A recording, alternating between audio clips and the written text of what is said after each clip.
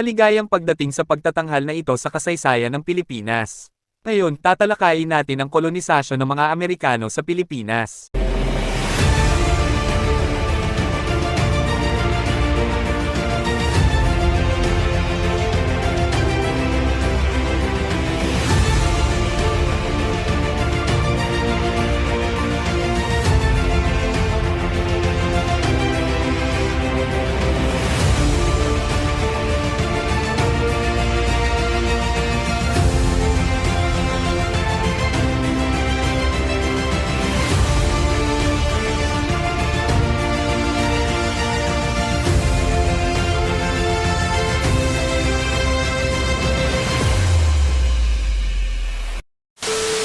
As the Philippines was struggling to fight against the Spaniards, war broke out between Spain and the United States. The Filipino revolutionaries took this as an opportunity and fought with the Americans against a common enemy. However, their victory against Spain was only temporary, as they soon realized that they were simply betrayed and handed down to a new colonial power.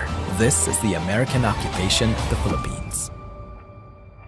In 1898, the United States launched an attack on Spain, citing its inhumane treatment of the people of Cuba in the Philippines as one of the reasons for the conflict. Prior to the war, Cuba was also in a war for independence from Spanish colonial rule. The US was moved by reports of Spanish atrocities against the Cuban people and was compelled by humanitarian concerns, desiring to intervene and minimize their suffering. At the same time in Asia, the Philippines, another Spanish colony, was also involved in the revolution.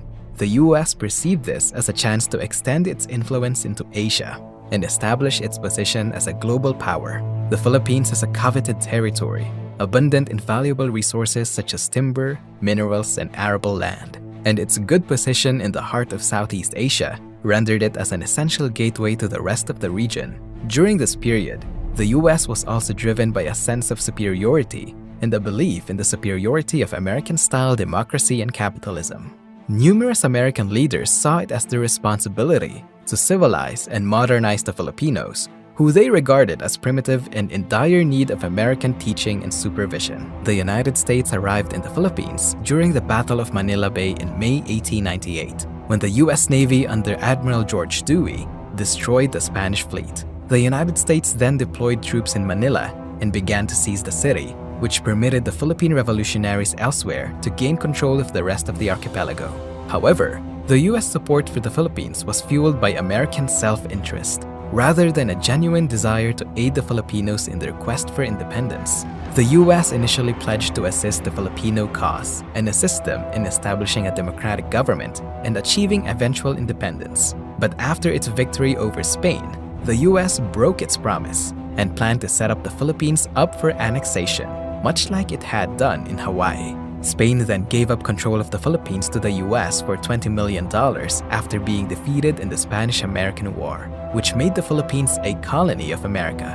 Although the US had claimed that they were fighting for Cuba's independence rather than for land expansion, they saw the takeover of the Philippines as a chance to spread American power in Asia and opted to keep it as a colony. The United States then established a colonial administration in the Philippines, with William Howard Taft serving as the first governor before he became a president of the United States. The United States originally portrayed its colonization of the Philippines as a mission of benevolent assimilation, promising to modernize and civilize the country in a positive light. Benevolent assimilation was a term used by American politicians to justify their imperialism and control over the Philippines. The US claimed to have a duty to bring its superior political, economic, and cultural values to the Philippines, promising to modernize and improve their lives with education, infrastructure, and other amenities. However, this policy was often used to mask their true intentions of imperialism. The Filipinos eventually saw through this corrupt statement and felt betrayed by the broken promises of the Americans. They had initially welcomed the Americans and even fought alongside them for independence from Spain, but now turned against them.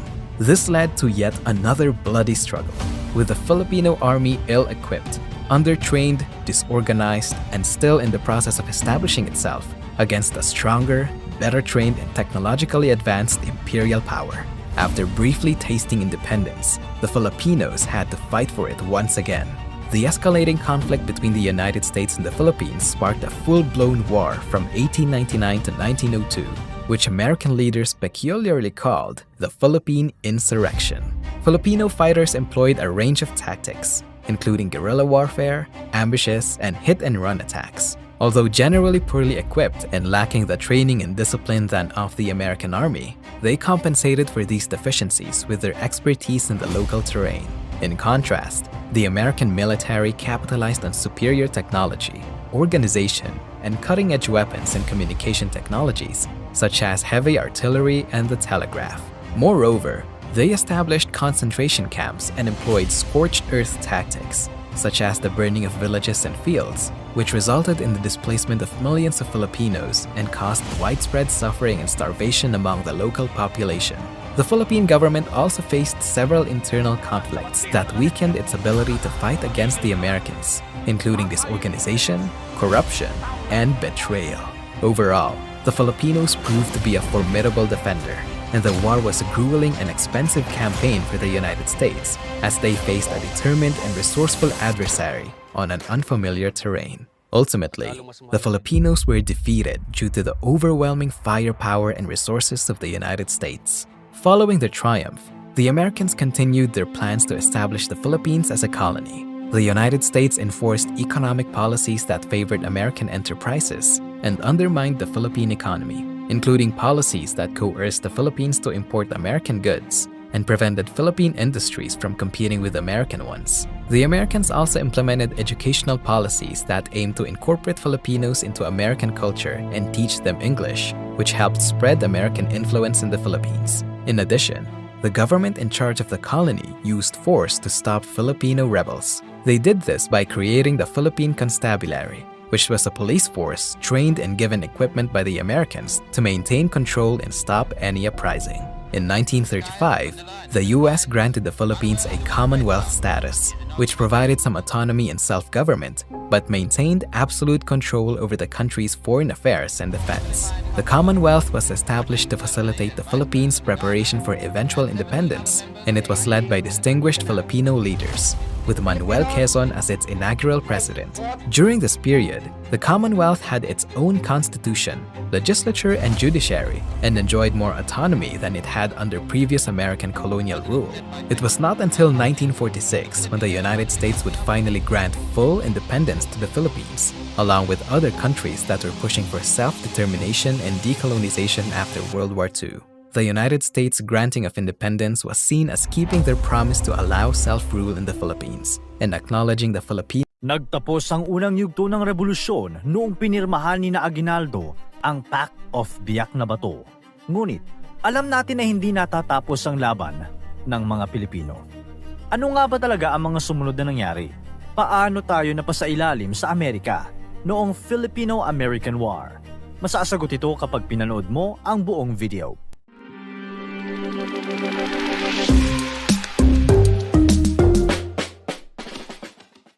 Sa kalagitnaan pa lamang ng 19th century ay nagsimula na ang Amerika sa kanilang hakbang na palawakin ang kanilang teritoryo. Sa panahong ito ay humihina na rin ang kapangyarihan ng Espanya sa kanyang mga kolonya.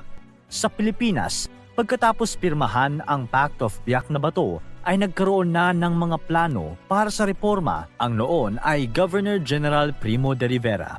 Ngunit nagkaroon ng pagbabago sa mga namumuno sa gobyerno ng Espanya. Ang dating partido ay napalitan ito ng Conservative Party at ang pagbabagong ito ay nagresulta sa pag-appoint ng bagong Governor General sa Pilipinas. Ang bagong general ay hindi pamilyar sa sitwasyon sa pagitan ng mga Pilipino at Spanish government. Dagdag pa rito, ang namumuong tensyon sa pagitan ng Spain at US, kasagsagan ito ng pagrerebelde ng mga Cubano laban sa Espanya. Dahil may interes din ng US sa Cuba, ay naging kakampi sila ng mga ito. Bukod pa dito, gustong-gusto na rin ng Amerika na palawakin ang kanilang impluensya. Naghihintay lamang sila ng tamang tiyempo upang simulan ang giyera laban sa Espanya. Habang ang Espanya naman ay sinusubukan na huwag kalabanin ang Amerika dahil alam nila na malakas ito. Ngunit, isang insidente ang nagbigay ng sapat na rason sa mga Amerikano upang tuluyang magdeklara ng war. Ang ambassador ng Spain sa Amerika ay nagpadala ng liham sa kanyang kaibigan sa Cuba at ang laman ng liham na ito ay nagsasabing si President William McKinley ay isang mahinang leader. Ninakaw ang liham na ito na na-publish sa mga newspaper, dahilan upang tuluyang uminit ang ulo ng mga Amerikano sa Espanya. Bukod dito ay masama na ang pagtingin ng mga Amerikano sa Spain dahil sa di umano di mabuting pagtrato sa mga Amerikano na nasa Cuba. Pero ang talagang nagsimula ng Spanish-American War ay ang pagsabog ng US warship na Maine sa Havana Harbor na ikinamatay ng 246 na katao. Ang Havana ang kapital ng Cuba. Ibinintang ito ng US sa Spain kung kaya't mas lalong umigting ang tensyon sa pagitan ng dalawang bansa. Noong April 25, 1898, nakatanggap ng telegrama si General George Dewey na noon ay nakapwesto na malapit sa Pilipinas. Idineklara na ang simula ng war sa pagitan ng Spain at Amerikano. Ito ang hudyat niya upang maglayag mula sa Mirs Bay, malapit sa Hong Kong, patungong Manila Bay. Umaga ng May 1, 1898, narating ni Dewey ang Manila Bay. Hindi niya doon naabutan ang puwersa ng Spain na noon ay nasa Sangley Point, Cavite. Ipinag-utos ni Dewey na bumalik sila patungo sa direksyon ng Sangley Point. At nang masiguro niya na pwede nang tamaan ang mga puwersa ng Spain, inutusan niya ang kapitan ng flagship na Olympia. Simulan mo ang magpaputok kung handa ka na, Gridley. Halos massacre ang nangyari. Walang kalaban-laban ng Spain sa mga armas ng Amerika.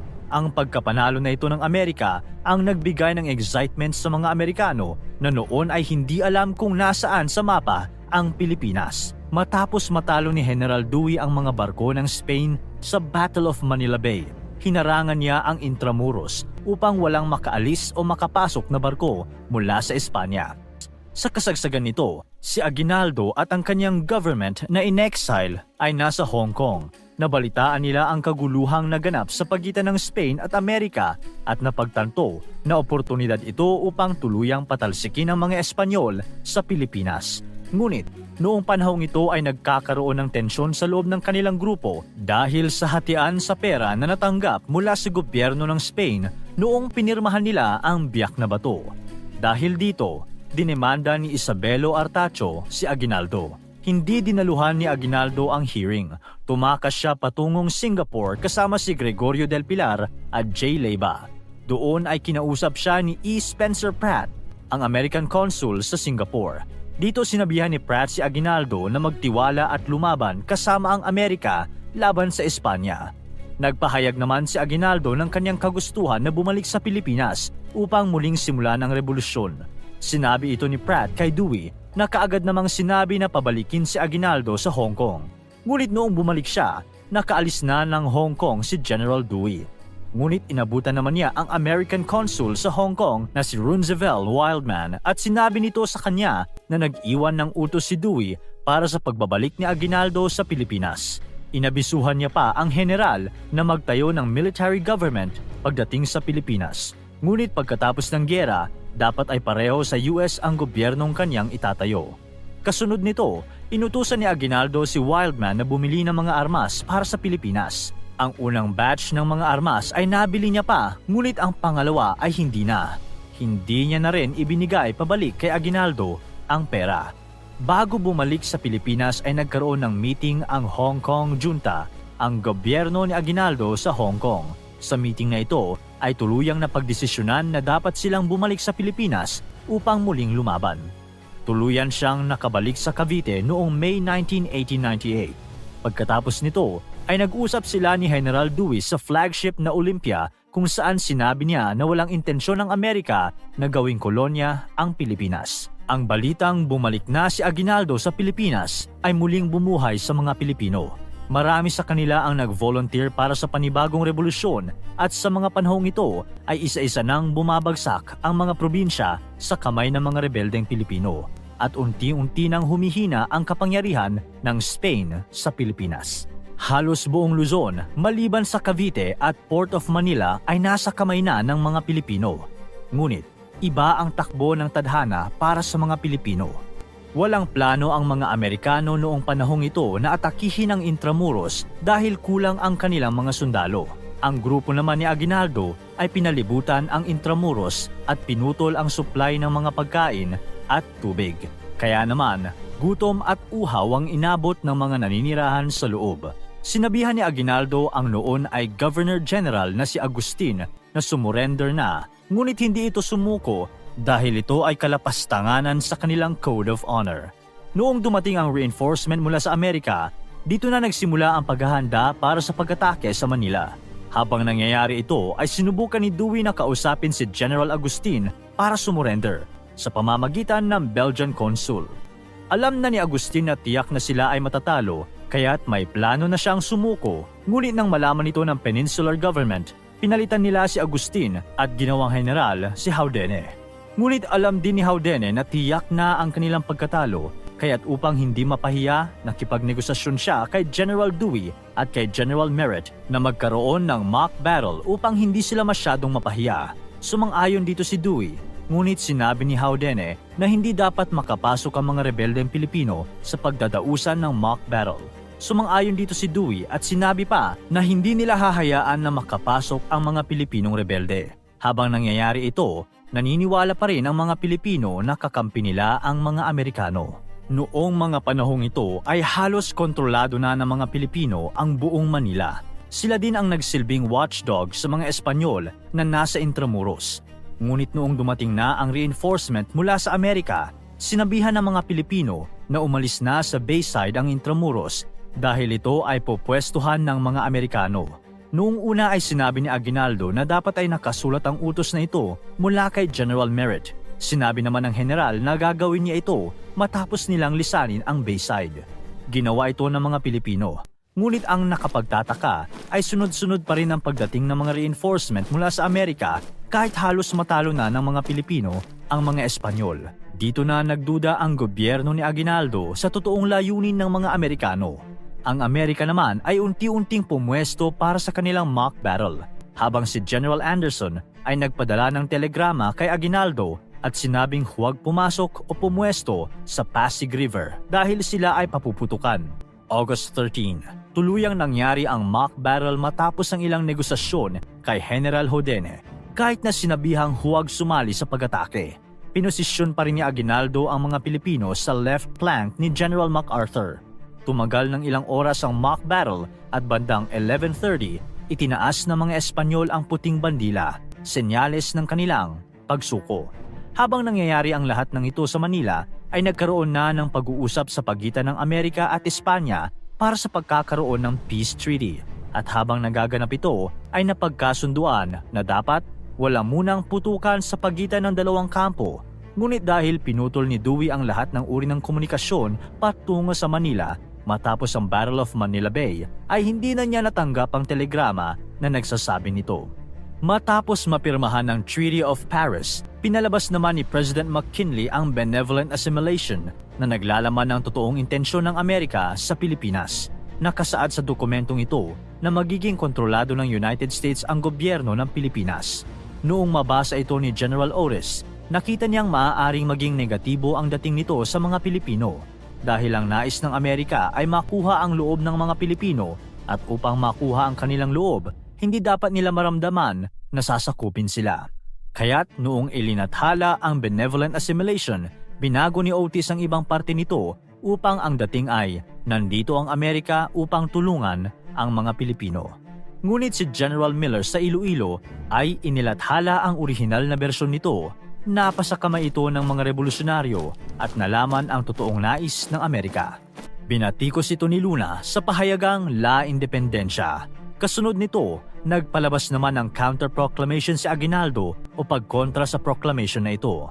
Malinis ang layunin dito ni Aguinaldo, ngunit para kay Otis, ang counter-proclamation na ito ay nangangahulugang naghahanap ng giyera si Aguinaldo. Sinubukan pa ng pamahalaan ni Aguinaldo na pakalmahin ang tensyon na nangyayari sa pagitan ng dalawang kampo.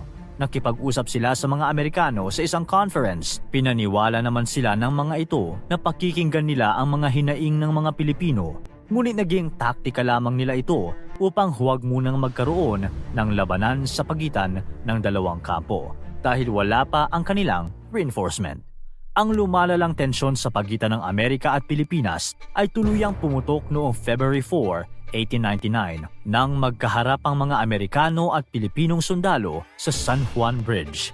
Ayon kay Private William Grayson, noong nakasalubong niya ang armadong mga sundalong Pilipino, sumigaw siya ng halt, ngunit patuloy itong gumalaw. Sumigaw siya muli ng halt, sumigaw naman pabalik ang sundalo ng halto. Dito na niya pinaputukan ang sundalo, agad itong bumagsak. Noong sumunod na araw, nakaabot ito kay MacArthur.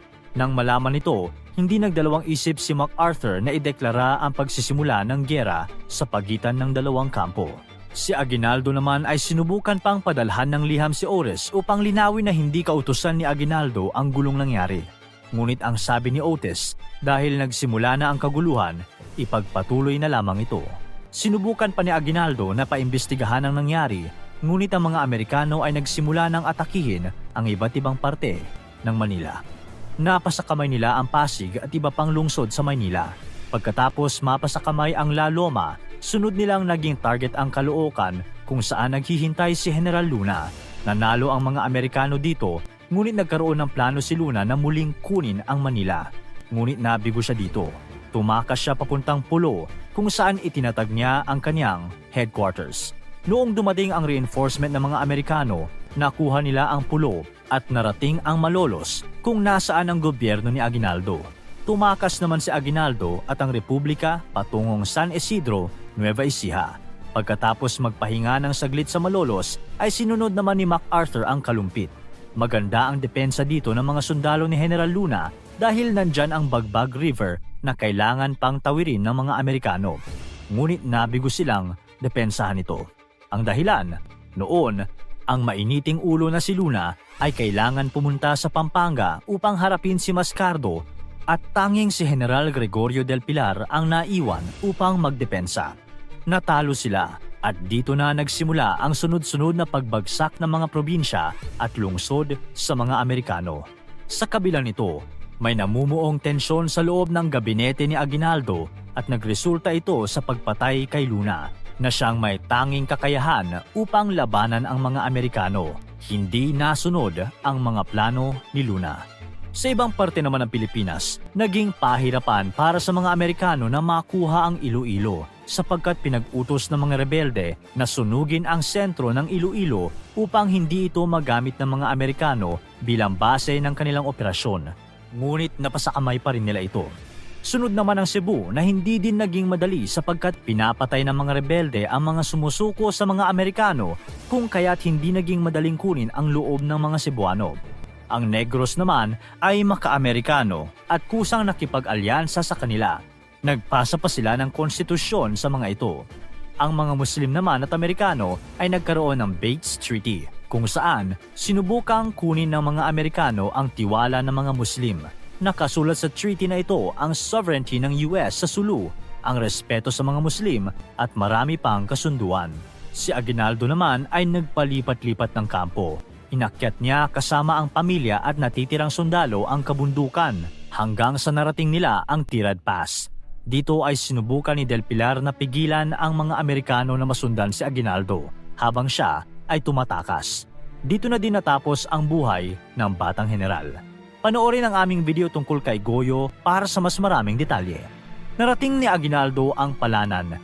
Maraming sundalong Pilipino na ang sumurrender dahil sa kawalan ng lakas na lumaban. Gusto na lamang nila ng kapayapaan. Plano na noon ni General Funston na nakadestino sa Nueva Ecija na hulihin si Aguinaldo. Ginamit niya ang mga makabebes at dalawang sundalong dati ay nasa Filipino Army, sina Lazaro Segovia at Hilario Tal Placido. March 23, katatapos lamang ng kaarawan ng Pangulo, dumating sina Segovia at Placido na akala ay babati lamang ng maligayang kaarawan sa presidente. Hinintay muna nila na makaabot ang mga makabebe sa kampo nila Aguinaldo, dala-dala ang mga Amerikano na nagpapanggap na nahuli ng mga makabebe. Nang tama na ang tiyempo, nagbigay ng signal si Segovia na magpaputok. Noong una ay hindi ito pinansin nila Aguinaldo, may sumigaw pa na huwag mag-aksaya ng bala. Huli na nang makita ni Aguinaldo na patungo sa kanya ang mga bala. Hinila ni Tal Placido si Aguinaldo at tinupuan siya. Mataba si Tal Placido, kaya't walang nagawa ang presidente laban sa kanya. May iba-ibang bersyon kung paano nangyari ang kaguluhang ito, ngunit natapos ito sa pagpasok ni Funston sa loob ng bahay at pag-aresto kay Aguinaldo sa ngalan ng United States. Dinala si Aguinaldo sa Manila. April 1 ay nanumpa siya ng katapatan sa United States at April 19 ay nagpalabas siya ng proclamation na nagsasabing tanggapin ang sovereignty ng United States. Ngunit alam natin na hindi dito natapos ang mga labanan sa pagitan ng US at mga natitirang puwersa ng mga Pilipino. Nandyan pa sila Miguel Malvar, Macario Sakay at San Miguel at iba pang mga natitirang revolusyonaryo sa ibang parte ng Pilipinas. Ang aral sa kwentong ito ay dapat hindi basta-bastang naniniwala sa sinasabi ng mga dayuhan o ng ibang tao. Lahat tayo ay may pansariling interes, kaya't una nating tingnan kung totoo ba talaga ang kanilang hangarin na tumulong o may gusto lang silang makuha sa atin. One element of the treaty that ended the Spanish-American War in 1898 was a $20 million payment from the United States to Spain in exchange for the Philippines. This began the American colonial period, which lasted until the archipelago was granted its independence after the Second World War. The Filipinos had initially seen the Americans as aiding them in their independence from Spain, but the Americans did not see things this way. For them, it was an opportunity, as President William McKinley put it, to uplift and civilize and Christianize them. In August 1898, the Americans established a military government at Manila. With this self-created authority, they set up local governments including schools and courts with the American model. While this was being set up by the Americans, the Philippine Revolutionary Government, which had formed during the Spanish-American War, held elections to seat an assembly whose purpose was to write a constitution for their new state. This founding document was adopted and set to go into effect on the 21st of January, 1899, creating the first Philippine Republic. On the 4th of January, however, the United States issued a proclamation stating that the Spanish, having ceded the Philippines to them, meant that the American military rule was to go into effect over the whole archipelago immediately. This undermined the new government, and its president, Emilio Aguinaldo, issued a response that reaffirmed the independence of the Philippines and asserted their right to defend themselves. Open warfare began on the 4th of February, 1899, with an American assault on San Juan. Aguinaldo's government issued a declaration of war against the United States on the 2nd of June, 1899. The Filipinos were not equipped for traditional warfare against a modern state. Most of them did not even have guns, but were working with bows, arrows, and spears. After a few months of this, they shifted to guerrilla tactics, with the idea of inflicting constant losses rather than trying to overtake them entirely. This prompted an American shift to methods for fighting an internal rebellion, which included the use of camps to collect civilians with the idea of segregating them, ostensibly to protect them from the guerrillas. They also had camps for prisoners of war, which were not well supplied. Disease ran rampant in these camps, forcing more Filipino deaths than the warfare itself. The insurgency continued through the next year, prompting a declaration of martial law by General Arthur MacArthur on the 20th of December, 1900. At the same time, an American commission headed by future President William Howard Taft began designing and enacting a government. Positions in local governments and the newly developed civil service were used, to some effect, to persuade resistance leaders away from their anti-American efforts. Hostilities were greatly reduced when President Aguinaldo was captured in March 1901. On the 19th of April, he officially surrendered and swore allegiance to the United States. He called on his people to lay down their weapons, but some local leaders, like Miguel Malvar and Vincent Lucban, continued the fighting until April 1902. Isolated pockets of resistance carried on intermittently until 1913. This war cost more in people and materials for the United States than the Spanish-American War. The Filipinos lost at least 200,000 civilians from diseases like cholera and dysentery, as well as famine. The U.S. had implemented a scorched earth policy in the places they hoped to root out the guerrilla troops. and were not shy about using extreme methods to get information from prisoners. The Philippine fighters also used brutal tactics against the Americans they captured. After the war, the Philippines were put under a type of territorial government administered by and answerable to the United States, called the Insular Government. This administration's purpose was to shepherd the Philippines into independence. Elections were held for an assembly in 1907, which served as a lower house of a bicameral legislature, with the U.S.-appointed Philippine Commission serving as the upper house. The assembly passed resolutions annually, calling for Philippine independence. In 1916, the Philippine Autonomy Act, also known as the Jones Law, was put into effect. It replaced the Philippine Commission in their legislature with an elected Senate and stated unequivocally that the American policy was for Philippine independence, though without a time frame for when it would happen. Any activities around independence were put on hold during World War I. After the war, however, a Philippine delegation came to the U.S. to present their case directly in Washington. President Woodrow Wilson was sufficiently impressed to state that they were ready for independence in his farewell address in 1921, but his successors apparently disagreed. President Warren Harding sent a delegation to investigate, and it returned that they were not ready for independence, though that was widely disputed. It was not until January 1933 that the United States government allowed for a timeline for Philippine independence. This was established by the Philippine Independence Act of 1934, which gave guidelines for the writing of a constitution and establishing a commonwealth. Under this act, the Philippines would become independent on the 4th of July, following the 10th anniversary of the establishment of the Commonwealth. The new Philippine Constitution went into effect on the 15th of November, 1935, meaning the country was to be released from U.S. oversight on the 4th of July, 1946. The new government set to work with ambitious plans, many of which were left unfulfilled due to the Great Depression and the uncertainty surrounding the local political and military circumstances due to Japan's recent alliance with Germany and its ongoing invasion from China. The concerns about Japan were well-founded, as the Empire's attack on the U.S. naval base at Pearl Harbor on the 7th of December 1941 was accompanied by an attack on the Philippines. This brought the Philippines into the war, with their army being integrated into the U.S. Army forces far east. The American military in the archipelago was under the control of the General Douglas MacArthur, the son of Arthur MacArthur, who had been the military governor of the Philippines after the Spanish-American War. In order to prevent its destruction, the city of Manila was declared open, and it was taken by the Japanese on the 2nd of January, 1942.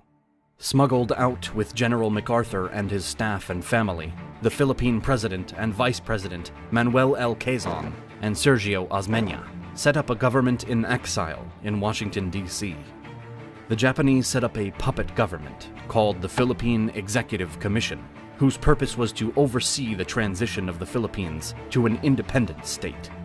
Some Filipinos saw more potential in actually gaining independence via the Japanese than via the Americans, but most were pushing back against either, in favor of genuine independence. In the initial Japanese invasion, poor preparation meant the American planes were destroyed on the ground, meaning they were not available to protect the U.S. Army and naval forces from Japanese attack. The American and Filipino soldiers were forced to retreat south as far as they could go, stopping at Corregidor Island and surrendering there. This prompted one of the most infamous events of the war, the Bataan Death March. Because of this, they had no means to transfer the 75,000 men to a camp 65 miles or 105 kilometers north, other than via a march. This was done with little thought to the prisoners' needs, including food, shelter, or medical care.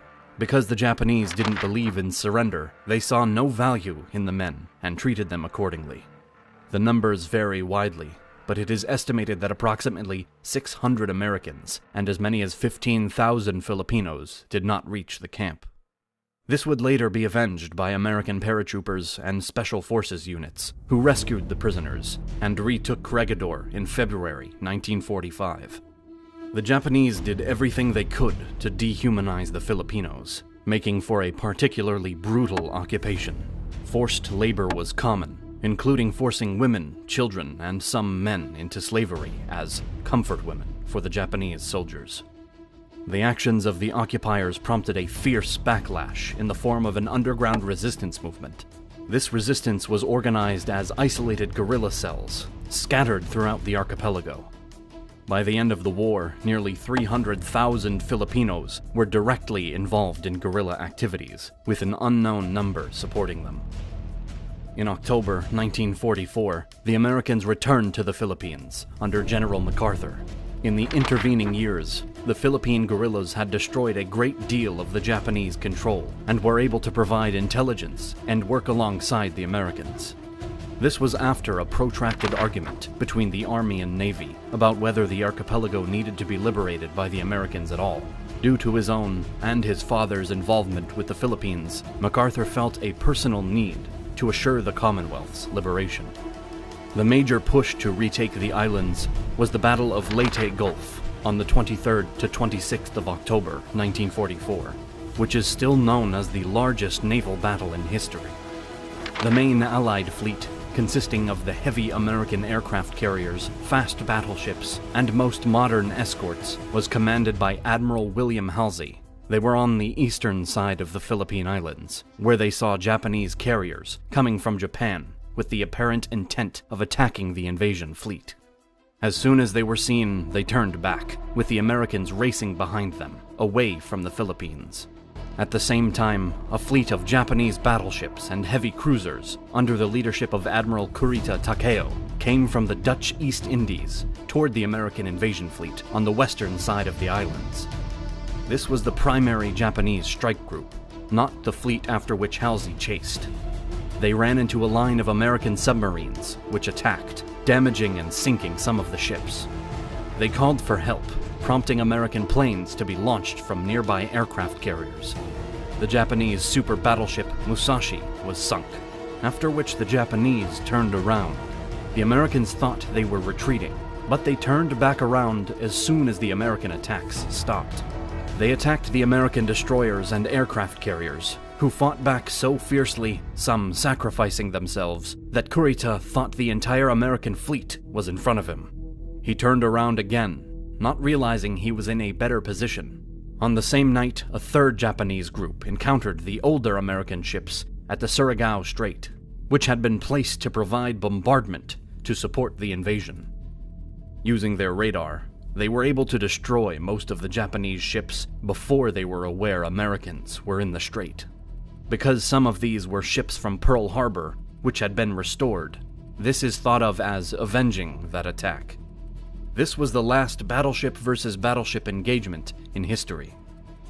The Americans took Manila back beginning on the 3rd of February, 1945, conducting an exhausting street-by-street battle that lasted until the 3rd of March.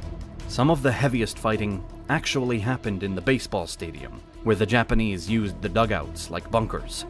The civilian population of Manila got caught in the middle of the battle and was prevented from leaving by the Japanese, meaning tens of thousands were killed. Fighting continued in the islands until the Japanese surrender on the 2nd of September, 1945. Just a few months later, on the 15th of November, 1945, the Philippine Commonwealth celebrated its 10th anniversary. Preparations began for official independence, which was granted with much ceremony on the 4th of July, 1946.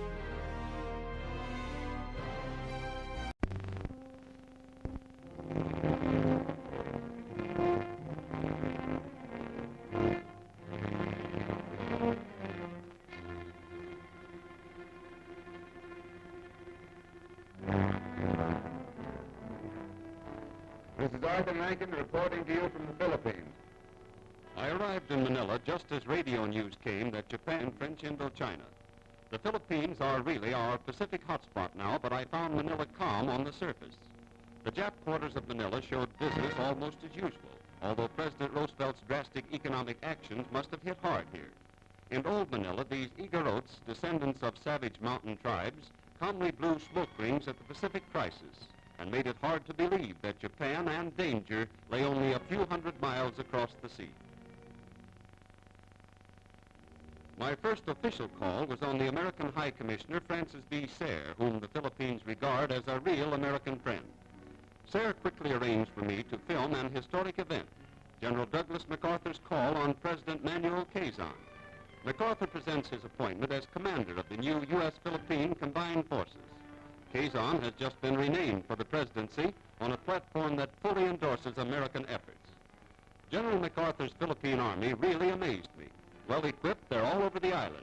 About 200,000 have been inducted into the American Army, and the training job MacArthur started in 1935 is well done.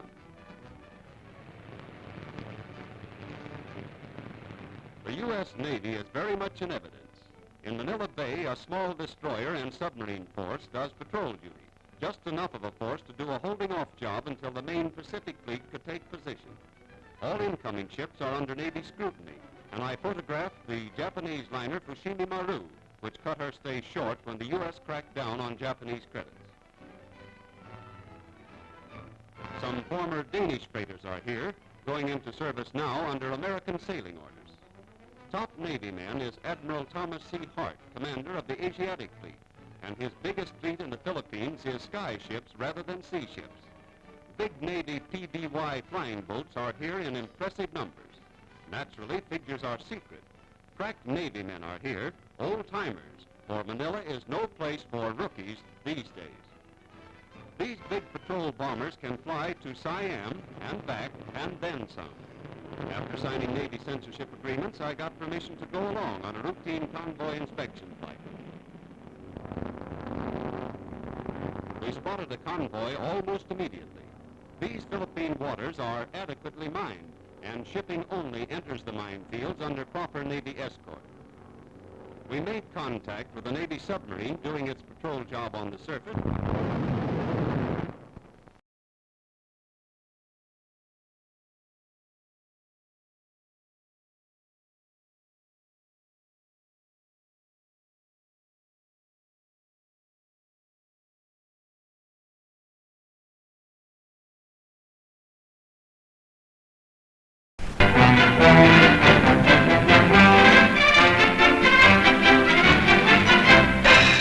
A new power in the Far East, the Philippine Army. It has a social as well as military significance. This is emphasized by General MacArthur of the USA, organizing the defense of the islands.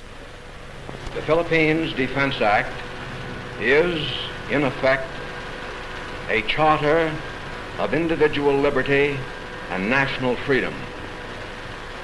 Its purpose is to preserve the integrity of the only Christian state in the Far East, to perpetuate ideals of religious freedom, personal liberty, and republican government which have, under American tutelage, flowered here into fruition. It creates no dominant military caste. The government simply provides a means whereby its citizens may be so organized, equipped, and trained as to be prepared and ready to defend their country. The plan is a pure product of democracy and repudiates autocracy, communism, and every other political order which violates the tenets of government only by the consent of the governed.